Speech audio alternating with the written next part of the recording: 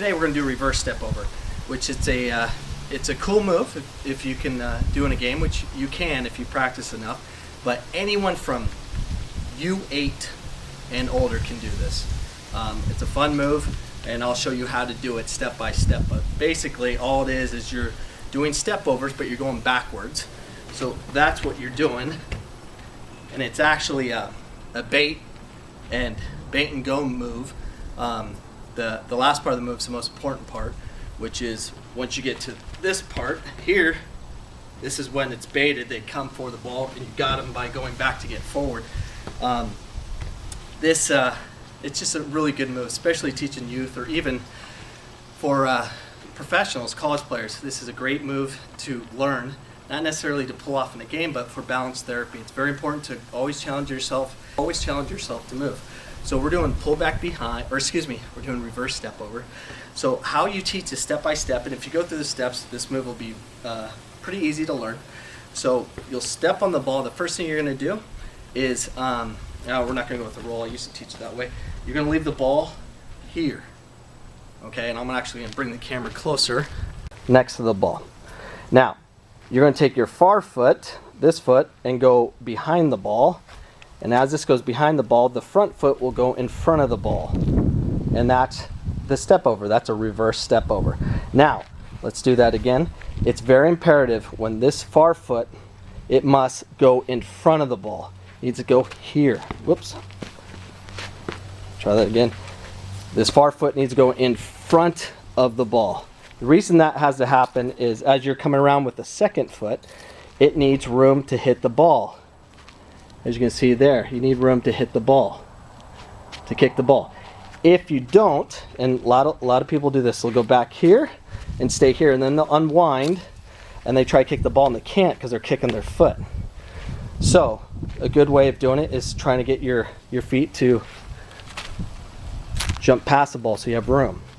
So good, let me put you back on the stand here. So what you're going to do is take this far foot and you're going to kick it around the ball behind, unwind with the other foot in front, and then this front foot's going to continually to wind around your foot and kick it.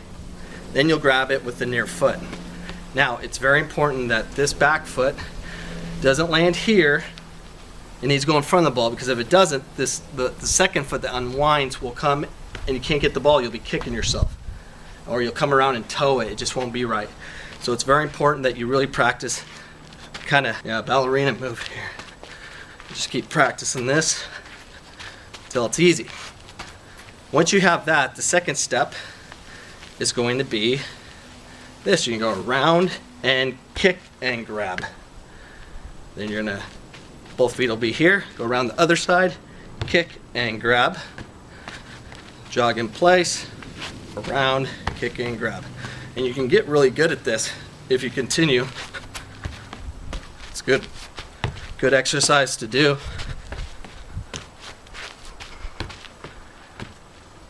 So that once you're able to get comfortable with stationary reverse step overs, then you do the second part, which is the actually movement part of it. We'll do a side view of it. First thing you want to do is roll the ball and just stay next to it. And what I do with people I teach, I have them roll the ball and they stay right next to it, and then they get back where they were, roll it again, stay right next to it. It's very important, because once we do this, the third step, you're going to roll the ball and stay with it when it's about to stop, then step over and kick and grab. Okay? Watch again, you're going to roll the ball and then go. Okay? The final step is going to be the roll and go, the V. And we did that in my last session with the pull back behind roll and go. We're going to do the roll and go. That's the last part. That's the most important part of this whole move. So we'll take a look here. See if that's a good view. Okay. Roll and go. The last part, you have the ball. We'll use this white line to indicate the square line. This is where defenders are going to come and they're going to be stabbing for that ball about this distance. So you got to go behind the line and then get forward. So when you step on the ball, the defender's going to be coming in at the white line. You go back behind the line and then forward You go back, forward. Now, believe it or not, this is not easy. A lot of people, college level, whatnot, they'll roll the ball this way and go, and this will get you killed. You roll the ball this way, you cross your feet and go. That is dangerous. You do not want to do that. What you want to do is go back to get forward, and the key of doing this is rolling the ball at your back foot here, this, so you can lift the back foot up. So that's actually pretty difficult. So what you'll do is you roll the ball, transition your weight from this back foot to the front foot, and then back to the back foot. So what you'll do is, without the ball, you'll roll it, put all the weight in the front foot, go get the ball by putting all the weight in the back foot, and then you're going forward using that chop cut we talked about last time. You're going to roll the ball, jump on the ball, and that's a chop cut. So we'll do a side view.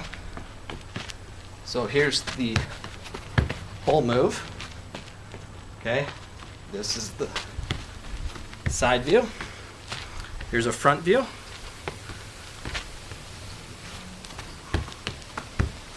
Now, if you get really good at it, you do doubles and triples. You get bored, you go 1, 2, kick, roll and go. You do 2, you do 3, you do 4, 1, 2, 3, kick and go. Now those are the steps for the reverse step over. If you go through those steps and not try to bypass it and go nice and slow and connect your brain to your body to how to do that, you'll have a lot of success. But if you don't, if you just rush it and try to do it fast right away, you'll learn it the wrong way, and you'll connect in a way you do not want to connect. Go slow, take your time, and make sure you do it right. That's the most important part. If you practice something wrong at a high pace, you'll remember it that way forever, and then it's going to be hard to get you to transition back to the way it should be. So I'm going to show you different reverse step overs for balance purposes. So just to challenge you, I won't do step by step, but I'll give you a chance to learn them. So here is a reverse going the other way, goofy side. I call this goofy side reverse. Then you have the modified reverse, where you miss it twice. 1, 2, kick, roll and go.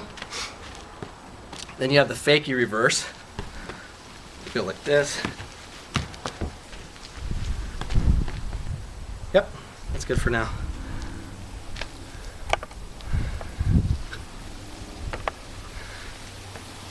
So that's the reverse step over.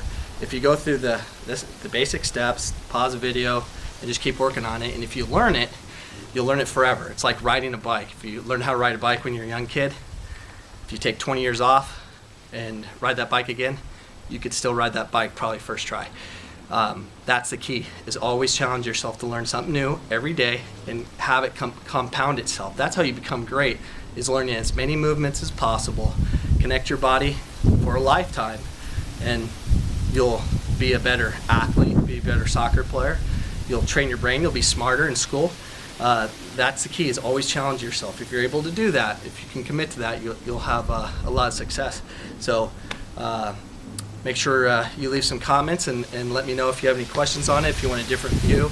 I'll attach on this video a bunch of kids that already do this, and also show you a U8 video of a team of, I think, about 12 7 and 8 year olds that learned it last night in one session.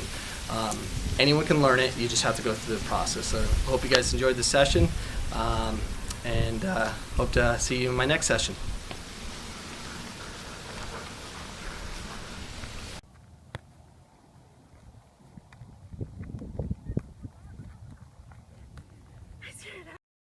Good.